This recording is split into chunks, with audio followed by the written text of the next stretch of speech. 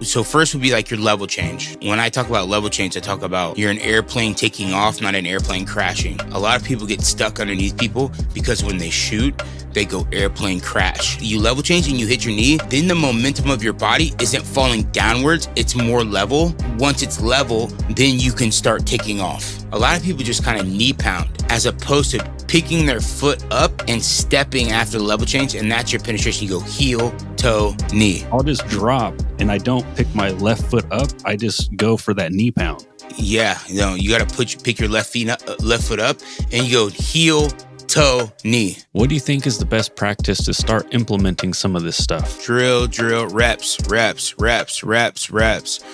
I mean, drill it till you can do it in your sleep. I was just thinking, so I don't know, this just hit me out of nowhere. Thinking about Mason, obviously I know he has some like instructionals and stuff, but do you have anything like that, like where you're teaching people how to do stuff? I do actually. I have a Wrestling Fanatics thing that I filmed. I think I filmed it in like 2020, I think. And it's out there and I'm getting decent buys. But I know that I might put another one out there. I talked to the Wrestling Fanatics guys not too long ago about it. This time we'll do like a different format so that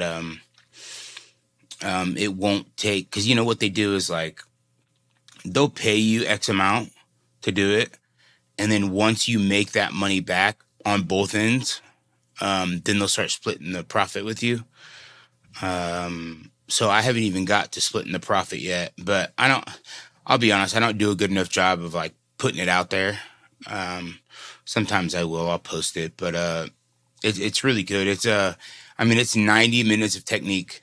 Mm-hmm. So, yeah, what does it cover? Let's talk about it right now. It covers action, reaction, takedowns, like shot, reshot, like basically counterattacks. It covers some really basic like high crotch, and then like high crotch to a double finish. I mean, I know that I show like Jiu Jitsu guys how to like flare out the double so that they can land in side control, so they don't have to worry about landing in guard on the takedowns. And I do a lot of like front headlock stuff, which would also be good for Jiu Jitsu guys. Some short offense stuff. And I think I get creative in there and do like a couple trips and stuff like that. So, no, it's a lot of really good information. But what's funny is as a coach, you know, on the average, I coach a 90-minute class, but you know, you're only coaching maybe 10 minutes of that 90 minutes. I mean, maybe longer. I mean, obviously you're coaching the whole time, but when we're talking about actually like breaking down technique, then you get to let everybody kind of break out. But during the Wrestling Fanatics thing, I had to do 90 minutes of me just doing technique, and you'd be surprised how hard that is. I mean, it's pretty challenging for as much wrestling as I do know.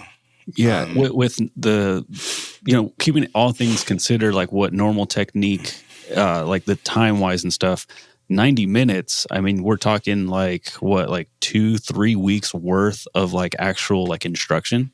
Yes. That's really crazy. Yeah, it really is that much. It's like something, it's like, you know, generally as a coach, and I know I do this and we do this, is like you try to stay the same base, like the base type of stuff you're talking about for like an entire week for classes. You know, you try not to jump from subject to subject or situation to situation, you know? But here it's like you have to jump to so many, but there's a lot of really good stuff. So, you know, I'd like to do another one too, because although I thought I was a really good coach in 2020, I think I'm even a better coach now, 4 years later, with 4 years more of experience. At that time, I was about 4 years in of coaching, and now I'm about 8 years in. So I'd like to think that I'm a better coach than I was before. Yeah, and just like kind of like, you know, finding B-roll for some of our edits and stuff. I did find the video where you were instructing the high crotch. And yeah, it was really, dude, it opened my eyes to a lot of things. Cause like, again, I'm very, very like, this is all like, I'm so entry level when it comes to takedowns. You know, I've been working on like a single leg. And then when, you know, someone puts the leg I'm going for back, I'm like, I don't know what to do. And then so one of my buddies was like, dude, start switching to that high crotch. And I'm like, fuck, like, I don't get it. How come I'm not doing it? But because like maybe some of the kids that you were instructing, I'm very timid with that. So the thought of like actually getting up in there was like, okay, I see what I'm doing wrong here. Yeah. Oh yeah, I love that. Yeah, and then you know it's like anybody learning any type of wrestling shot, like a single leg or a double or a high C, like for the most part, the basis of it, everybody's gonna know that what that is. And even like a jiu-jitsu instructor who's, you know, maybe even like a black belt who doesn't really have any wrestling background, but have done jiu-jitsu long enough, they know, or they've learned from a wrestler, right? But the difference between, you know, me and other guys who coach it is just the small, like you said, like the small details of that can really change everything about it. The majority of time that I've trained like a jiu-jitsu guy in wrestling, they've always been like, man, it's the small details. You know what I mean? Like like, oh my God, like sometimes I'll show them something like, they'll just be like mind blown, you know? So, I definitely know that you'll get some good benefit out of it, but yeah, that's really cool. On one hand, it is extremely frustrating because like as a, you know, again, as a novice, as a casual, it's just like, oh, I think it's like this crazy complex, like you gotta unlock this and that, and then someone like you comes along and they're like, nah, bro, just like get all the way up in that crotch and like, get all the way up in there. Yeah, and then it's like, oh, it's that easy. So again, one hand, it's like so frustrating because it's like it was that easy, but on the other hand, you're like, well, shit, it's that easy. Like let's just put this into practice. So I think that stuff's dope. And again, that's just a video that's free on YouTube. Search Deron's name, high crotch, whatever. I'm not even sure what it's called, but I found it really easily. Highly recommend it. And then as far as the instructional, we'll just link that down in the show notes and stuff so that way you can find that because, you know what, you know, again, I've never taken a wrestling class, but I do understand when it's like a little bit of technique and then a lot of actually like live rounds. Even if you can get about a month's worth of technique in one video, I mean, that's insane, right? So I think stuff like that's really cool. When it comes to like watching technique and stuff, how do you think, like, what do you think is like the best way to utilize information like that, right? Because it's a one-way street. Someone's just watching you teach. They can't ask you questions. They can't break it down. What do you think is the best practice to try to start implementing the stuff from something like an instructional? Drill, bro. Drill, reps. I mean, drill it till you can do it in your sleep, man. Mm-hmm. And then it's like, okay, along the way, you do it, you start trying to do it in live situations, but the more that you can just drill it and rep it, the more you won't have to think what's next whenever you go shoot. Like the thing about, and it's even, I mean, in jiu-jitsu, it's a little bit more slowed down, but like in wrestling, you can't, there's no second guessing. There's no wondering what's next and what I'm supposed to do in the middle of a tough scramble. You know, it's always what's now. And you can't think about it. You don't have, because it's like that split second. I'll teach something and I'll be like, if you don't penetrate the right way, if you don't step the right way, that literally millisecond that my opponent has to start defending could be all the difference in if you get a finish or not, or if you finish the shot or not. Mm-hmm. Especially when you talk about getting underneath somebody. I mean, it's like, as when I'm shooting on somebody, I have to get underneath somebody and I want to beat their hips. I tell people all the time is the number one thing that you can do on finishing a shot, or our number one objective is beating the hips. And if you can't beat the hips, and to be able to beat the hips, you have to basically hustle and rush to be able to beat the hips. Otherwise, if my opponent can start engaging their hips in their defense, then it's really challenging for me to be able to get not not only underneath them and then all the way back up through their hips. So just for terminology clarity, when you say beat the hips, what do you mean exactly? Do you mean like get lower than the hips, or what does that So look like? one would be, so first would be like your level change. So when I talk about level change, I talk about you're an airplane taking off, not an airplane crashing. A lot of people get stuck underneath people because when they shoot, they go airplane crash. They go down, right? Yeah. And then you get stuck underneath and you'll even do it like Andrew. Next time you go to the gym, think about, if you don't take your step with your penetration, you're gonna hit your knee, right? And then, depending on the trajectory of you going to the ground, you're going to get stuck on the ground because it's a lot harder to go boom, boom, as opposed to going. So then I talk about airplane. I talk about your level change is getting onto the runway, right? So when an airplane takes off, they don't take off from the gate. They taxi off to the runway, right? Mm-hmm. Your level change is your taxi to the runway. And then you go, shoo. Okay. And once you can hit your knee, once you level change and you hit your knee, then the momentum of your body isn't falling downwards. It's more level. And then once it's level, then you can start taking off a lot easier than having to like change the momentum from going down to up. Exactly what we just talked about. That very basic analogy of taking off as opposed to landing. Mm-hmm. That's a simple game changer right there for me. Not even landing, crashing. Or crashing, sorry, yeah. Because, yeah, if somebody sprawls on me, like I'm the dude who's like just face down on the mat, you know? And that's what... No survivors that's in your crash. Not unexperienced, but just guys who don't wrestle, right? They can just easily sprawl on me and then that's it. And then I'm just like doing the thing where I'm just trying to find a leg and I can't get anything. So that alone is huge, and I'm pretty sure that's going to help a ton of people. Because if I try to go for a double, like it's kind of over for me, you know. Yeah. So You crash and have no survivors on your plane. No, I'm just base planning, bro. Like it sucks. And then also too, is you step like the penetration. So think about heel toe knee. So this is for you too. It's like you go level change, and then you know how you go shoot. A lot of people just kind of knee pound, as opposed to picking their foot up and stepping after the level change. And that's your penetration. You go heel, toe, knee. Mm-hmm. That's like, that's one of the most monumental. That is like one of the most important things about your penetration, because that allows you to penetrate through. If not, your knee's just dropping. But when you go heel, toe, knee, you're going heel, toe, knee. And then you get that further. Like you just think about after you level change, your foot has to leave the mat before you shoot. Because a lot of times people level change and then their knee will just go straight down. That's called knee pounding. But if you level change and then you bring your foot off the ground, yes. So, and then you go heel, toe, knee. Yeah. So exactly what you're saying is what I do is I will. Let me see, Andrew. Well, you can't see me right now, but like I'll just drop. And I don't pick my left foot up. I just go for that knee pound. Yeah, you got to pick your left foot up, and you go heel, toe, knee.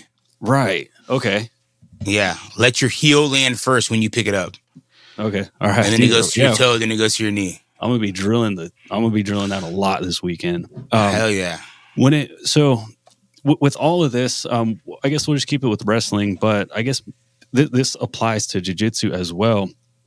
Are you, as a competitor, like you bump hands or you shake hands with the ref and you're going? How concerned are you with what they're doing? Or are you just thinking about your game? I'm thinking about my game. Okay. Depending on the situation and level of competing, if you're competing with some of the best guys in the world, the best guys in the country, you probably know what they have to offer. And you obviously have to show respect on that. But one of the most important things you can do as a wrestler is implement your own game plan and make them wrestle the match you want to wrestle. And a lot of times people will, you add another variable into it. We call it like holding or stalling. Like you want to like hold to try to like resist them from being able to like get off what they want to get off. But all that does is you're almost setting yourself up for failure because you're just trying to hold on to them and you don't want them to move because you know what they're going to offer, as opposed to forcing them to do what you want them to do and not just holding like, well, it's kind of like a safe zone. Like as long as I'm holding here, it's safe. Mm-hmm. So I would suggest you implement your own game plan, depending on the level of it. If we're talking about basic, like just every day, every weekend jiu-jitsu tournaments or every weekend wrestling tournaments, you want to go out there and you need to have a game plan. You need to have a go-to attack. You need to know how you're going to defend. You need to have a turn and you need to have an escape. You don't need to know a bunch of like bullshit moves. You need to be really fucking good at a few things. And then whenever you get to the higher level, obviously you should have a coach that can get you there. Like, or once you get to a higher level, you need to have access to a coach that's been to the higher level and they will be able to kind of, fix all the nooks and crannies of the techniques that you want. Mm-hmm. I even do it now and I did it at Gilroy. It's like, we have a base of stuff that we train that we want. We call them non-negotiables. And then, there's like 10 actions that are non-negotiable. You have to do it like this. But then the beautiful thing about combat sports is everybody's different. Everybody can win in a different way. The beautiful thing about wrestling is you can win in 100 different ways. And the beautiful thing about jiu-jitsu, you can win in 100 different ways. So everybody is good at their own things. So what we do is, once everyone gets those down, the non-negotiables down, and we still train those every day,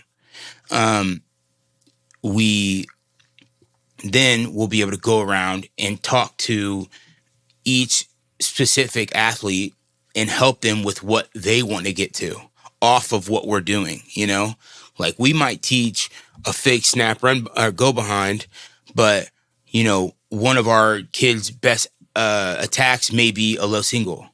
And so with the low single, we can break down the low single for them and we can break down which way to go. And then if this guy reacts this way, then you're going to go this way. You know what I mean? You can kind of help hone in all these guys' special skills. But at the end of the day, they need to have really good baseline skills. Mm-hmm. Do you kind of coach up on reactions, right? Because okay, I have my game, but if I go for that single, like he could potentially do this, then do you work on that? Or do you not even worry about the potentials? Okay, so that kind of is exactly what I was talking about is like, okay, my number, like if I'm shooting a sweep single, the number one thing I want to do is drive up to my feet and we call it like uppercut trip. So we go up to our feet, uppercut, trip. But we all know that it's not all sunshine and rainbows out there. So if he does this, then we do that. Yeah, of course. We have all the answers. I always joke with my kids and anybody I'm coaching that they're like, well, coach, what have you? And I'm like, show me. And I'm like, don't worry. I got the answer, just even though we might not have answered it in the, specific technique time, I have the answers. We have the answers. The good thing about where I'm at right now, and it was in the same thing with when I had DC. The good thing about me and DC were we have a lot of the same beliefs in wrestling style. So we were teaching a lot of the same stuff, and we were coached by the same guy at the high level. We were coached by Kevin Jackson. So we had a lot of the same systems as Kevin Jackson has. So it was a lot. And then even sometimes, I would bring some stuff to DC and be like, hey, man, you remember that we would do it like this? And he'd be like, oh, yeah, show that. Because like he'd been so far removed, he kind of forgot, But the good thing about where I'm at right now, it's like, dude, I have 4 other Division I wrestlers on my coaching staff. And everybody has won in different ways. So if something's not working for one of our kids, maybe Peyton will go show him like, well, I did it like this. Maybe you'll like this. Or Jesse will go, well, I did it like this. Maybe you'll like this. Or like Jeremy will be across the room and he'll be showing somebody, well, I cradle. I'll hit a cradle from here. Deron Winn, I'll never hit a cradle. But Jeremy would cradle somebody and pin them. You know what I mean? So that's the beauty of being able to, 1, be around wrestlers that have been at the higher level, and 2, being around multiple wrestlers that have been in the high level. We have a good program, and we're getting really good. We're getting really good. We're going to be one of the best teams in the state in the next couple of years. That's exciting, dude. I can't wait Yeah. to see that. And then also it says a lot about like just being a coachable athlete, right? Like if I go in, Oh man, maybe nothing's I'm more like, important. right? Like maybe I am just like a super fan and I'm like, I'm only going to listen to whatever Deron says. And it's like, damn, but what if I'm, lengthy and like a lightweight, whatever it may be, just a totally different grappler. It's like, well, shit, dude, maybe it makes sense to listen to this other guy, right? Yeah. It's so true, and you'll find it, and you'll find the thing is, you as coaches is what we do is you have to try to get your kids to trust you. You have to earn trust in it. So it's like, even though that maybe, because just naturally we are all kind of focused on, although we want a team effort to be the best, we're all kind of focused on different guys, right? More than others. But that doesn't mean I won't go over and help this other guy that maybe Jeremy's focused on more. But with that is that kid has to trust me, and then vice versa. If I'm coaching one of my kids and they listen to me, even though we're on the same team, it's just how it goes. Jeremy has to be able to come over and tell him something, and he has to listen to him. And he can't just be like, yeah, like in one ear out the other. He's like, well, Deron, that's not what Deron said, because it just wouldn't be right. Yeah. And maybe that, like you said, is maybe something that Jeremy said to him would make all the difference. And it's maybe something I couldn't convey to him. Mm-hmm. Yeah. And again, like the stuff that you've already said today is just like, I love it when that happens, because like now I can't wait to get back on the mats to try some of this stuff. Not even to like take someone down, but literally just to move in the right way, where I have maybe already ingrained some like bad habits that I can break. So that's the cool thing about this podcast, but also just like, if you're listening to this, you're obviously trying to better your grappling. Like there's a really good chance you just did. I did want to ask you though. So I forgot what the stat was. There was like a chart where it was like showing the current UFC champions or something like that, and how like a majority of them were wrestlers, right? Or had a wrestling background. What is it about wrestling? Why do you think wrestling is kind of dominating mixed martial arts right now? Because it's so hard.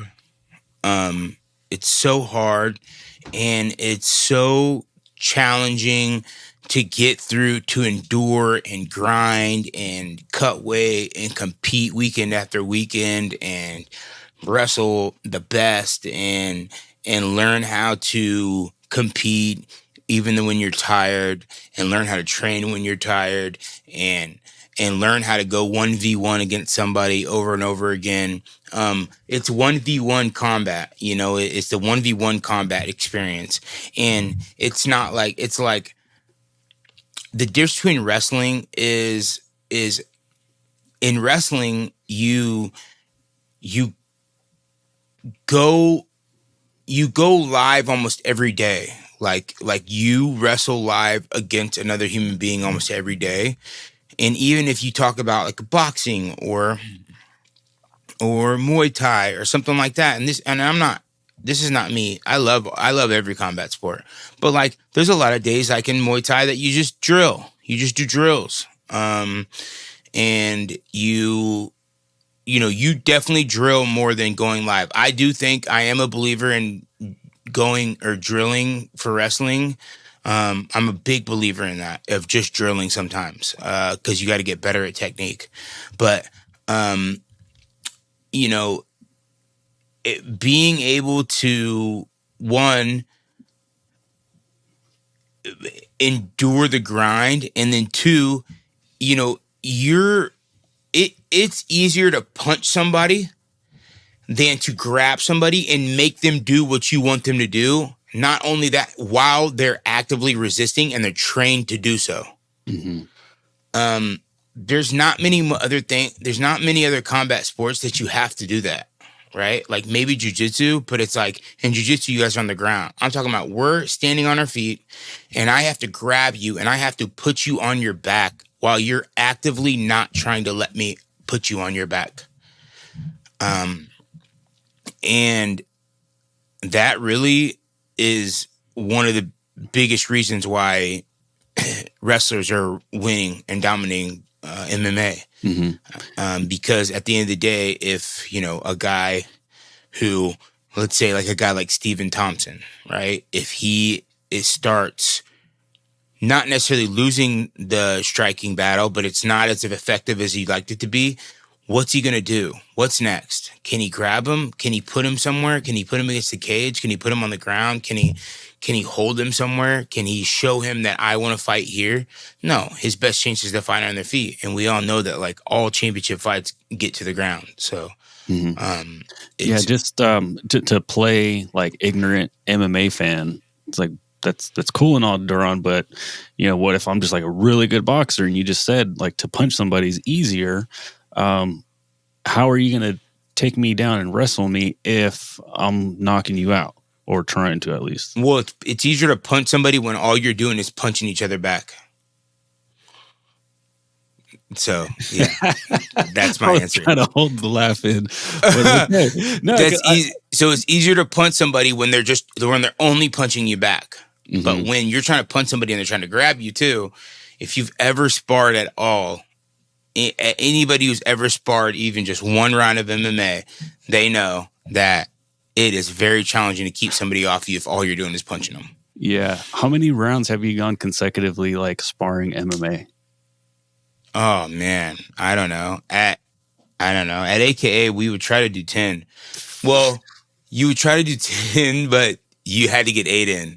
Yeah. And then some days when I would be leading up to fights, I would like, I'm going to get 10 in a row, but instead of taking the 2 off, I would just try to go light or go with like a smaller guy.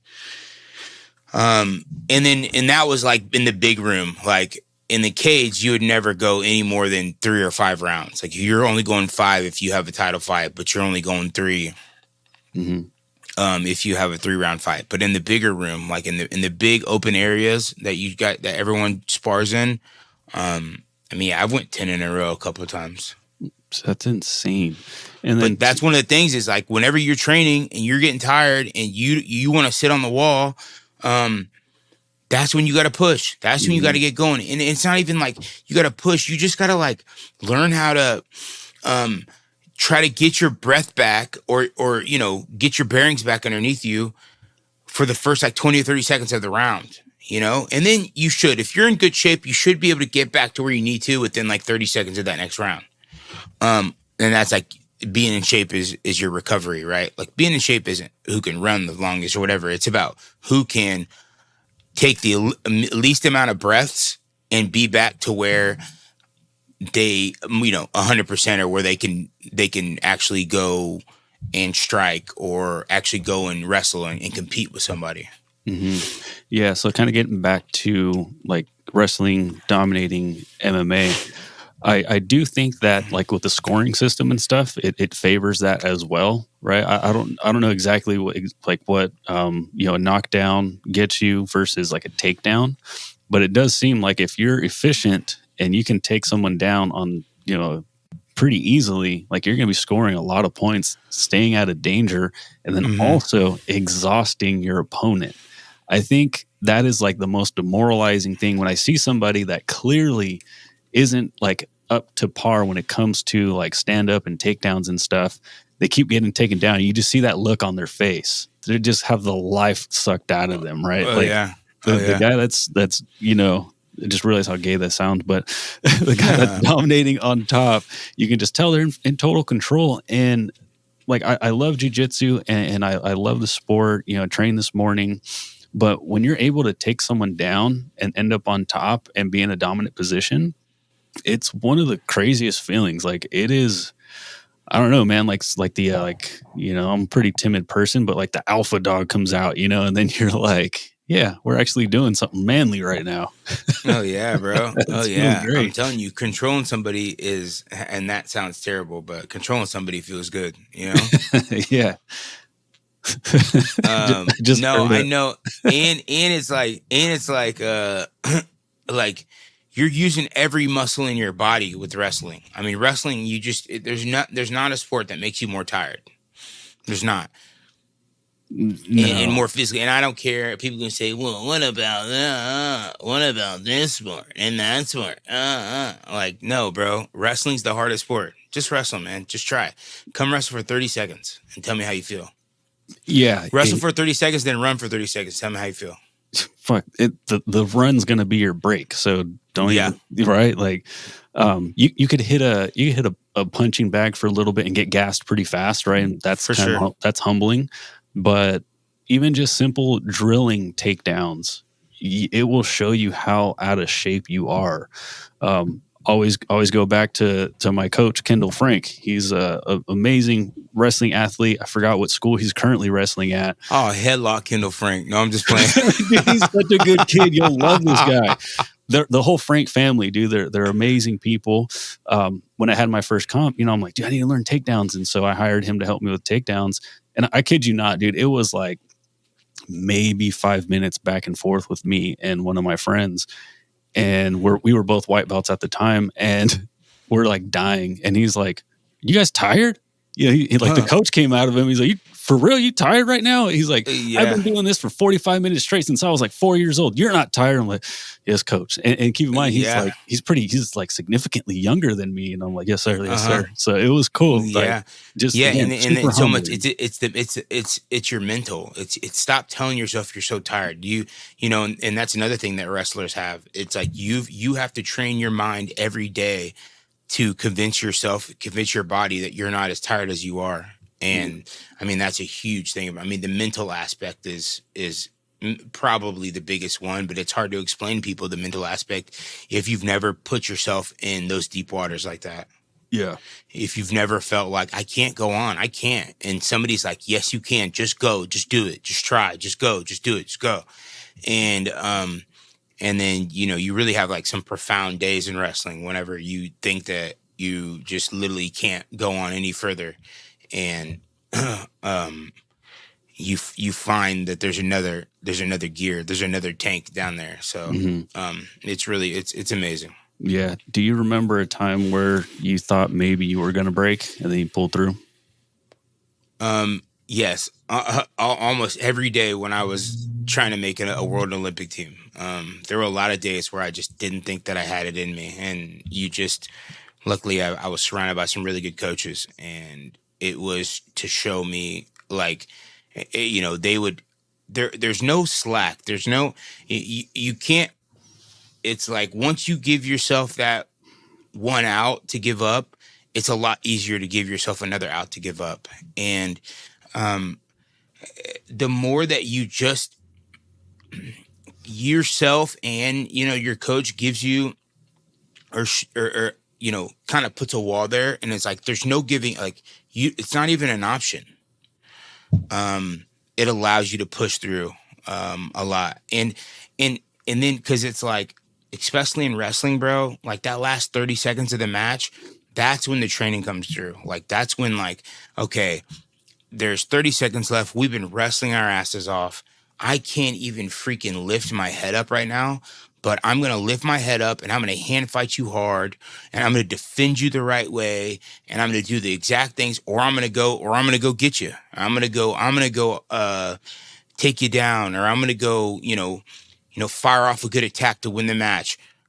Because every day in practice, I've pushed myself to that limit to where it's like being, it's cliche, being comfortable, being uncomfortable.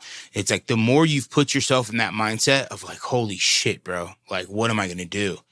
And then got through it, the easier it is to manage out there. And it'll never be easy to manage, but at least when all the chaos is, what's it called? Assuming, what's it called? When all the chaos is ensuing, how you can slow it down will make the world of difference of the outcome of a lot of your competition. Yeah, absolutely.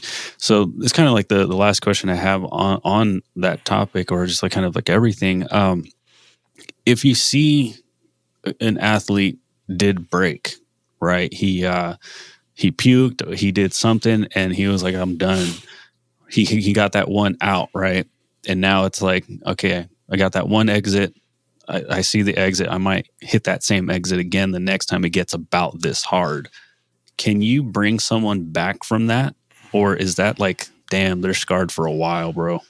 Yeah, you can bring somebody back from it. They just have to keep building their shape. You know, it's like the better shape you're in, the less your mind goes in that place. And if somebody breaks, if somebody's already in shape and they break like that, then they were really pushing themselves. So it may be easier to kind of be okay with how they react. So I would say that you can come back from it, but it's better to not let them go there. Because like, say we're in practice and it's a really hard practice, and a kid, like, even if he pukes, it's like, all right, get back out here, bro. But or if it's like he's like, I quit, then deeper things happen. And it's like, I quit. You're like, all right, then get the fuck out of here. And then if they have any type of connection or love or whatever to the sport, or connection to the team or whatever, they'll get back on the mat. Mm-hmm. You know, and if somebody doesn't, then maybe they don't belong. Yeah. So, yeah, I guess I was looking at it as like all doom and gloom, but maybe if they do hit that breaking point, but it's kind of like, oh, all right, cool. We found our limit. Now let's elevate that limit so that way we can work, just as hard and not get to that breaking point. I dig that a lot. Yeah. Yeah, for sure. But yeah, man, wrestling, I'm such a believer in wrestling, dude. It just helps you with everything. It helps you everything in life. I mean, there's nothing I've done in this life thus far harder than what I've done in wrestling or cutting weight or anything like that. So, wrestling saves lives, bro. Wrestling saves lives, Andrew, and wrestling is going to save your jiu-jitsu, buddy. Yeah, I'm excited. I will get the mats out and do some drilling sometime this weekend, and then Andrew's gonna be in his backyard later. He's like, Mommy, what is Daddy doing out there? She's like, heel toe knee, heel toe knee, yeah, heel toe knee. I'll engrave it into his head now. So that way, when he's old enough, he'll start. Heck yeah, bro. He'll just get going at it. Yeah. But man, that's a show. I really appreciate this again. Right again, no, sincerely, bro, like that simple little tip right there, that technique is gonna, like, it could potentially change like the outcome of my next comp, right? Like that's fucking cool. So 100%, bro. I got a lot of knowledge, man, and that's why I'm kind of glad that we started this podcast thing, because I want to be able to get it out there to the masses. So hopefully people are taking advantage of it, and people are tuning in, and they're telling their friends about it, and they're liking, and they're subscribing, and we'll keep pumping them out. And we really have some really cool guests on the way coming up, and hopefully we can get Mason back on here shortly. I know we were trying to, and maybe that Andrew and Mason does their own session without me too, and then we're gonna keep these things coming out. Deron was dropping some straight knowledge on us today. I know my takedowns got a little bit better, although the barrier's pretty low. So, I guess 1% is going to be like a lot for me. But anyways, if you're digging this episode and maybe you want something a little bit more spicy, we talked to Victor Hugo over here, and we asked him basically, hey, man, what are your thoughts on Nicholas Marigali saying that those that skipped ADCC for CJI, don't care about legacy and they care about money and all that, stuff. So again, a little bit more spicier than today's conversation. So if you want to check that out, it's right here. We'll see you there. Peace.